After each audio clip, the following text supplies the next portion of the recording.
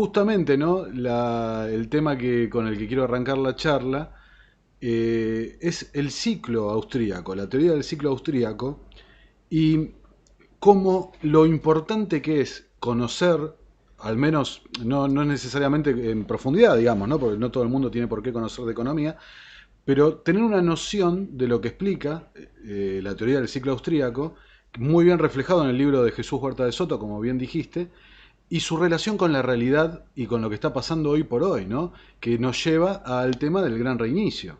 ¿Cómo lo ves, Lorenzo, la divulgación de la escuela austríaca y esta relación con la realidad, ¿no? ¿Cómo explica la realidad la teoría austríaca?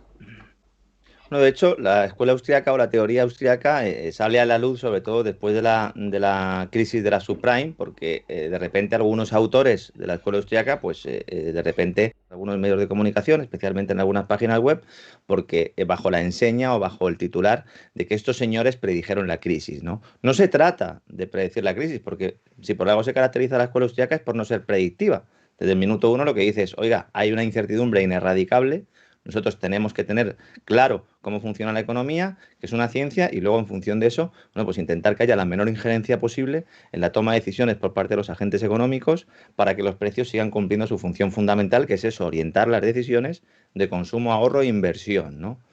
Claro, ¿cuál es la novedad que plantea un poco la escuela austriaca con respecto a la escuela monetarista o la keynesiana? Yo creo que hay más parecidos entre los monetaristas y keynesianos entre sí que cualquiera de ellos con la escuela austriaca. Hay gente que considera que como los monetaristas son muchos liberales, pues por lo tanto los de la escuela austriaca son también liberales y son lo mismo y no en absoluto. Pero una de las particularidades de la escuela austriaca es utilizar el factor tiempo, es decir, ver las decisiones y los procesos en economía como eso, como procesos dinámicos, ¿no?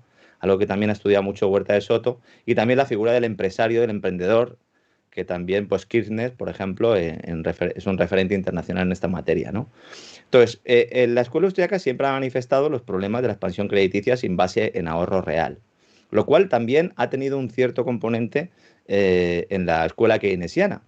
Minsky, por ejemplo, hablaba mucho de la sobrevaloración de los activos financieros. Keynes también, en alguna medida, consideraba que había una exuberancia irracional, por utilizar las mismas palabras del bombero pirómano, que es como yo llamo a Alan Greenspan, que después de estarse en la Reserva Federal cebando la burbuja, luego saca un libro y dice, hay una exuberancia irracional. Hombre, la crea usted, entre otros, ha sido usted el responsable, ¿no? Luego ya llegó Bernanke y claro, le pegó fuego al chiringuito, ¿no? Como se dice aquí en España, pero básicamente es eso, ¿no? Entonces, estamos en un escenario en el que a principios de los años o finales de los años 90 surge la burbuja de las .com. A ver, yo creo que para entender todo esto hay que partir del fin del patrón oro, de un nuevo modelo económico en el cual hay un sistema de dinero fiat 100%.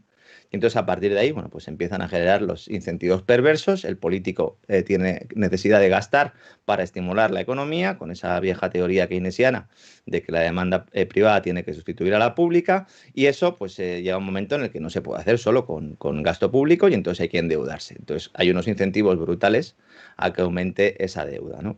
Nos plantamos en finales de los años 90 y entonces tenemos una burbuja de las .com, seguramente o en buena medida cebada por las inyecciones o la expansión monetaria de la Reserva Federal, y se toma la decisión, sobre todo tras el 11S, que es al poquito tiempo. Yo siempre digo que el 11S, si no se hubiera producido el 11S, habría habido una crisis económica de caballo igual. De hecho, se culpa siempre al 11S de esa crisis, y la crisis ya había comenzado en Estados Unidos, ¿no?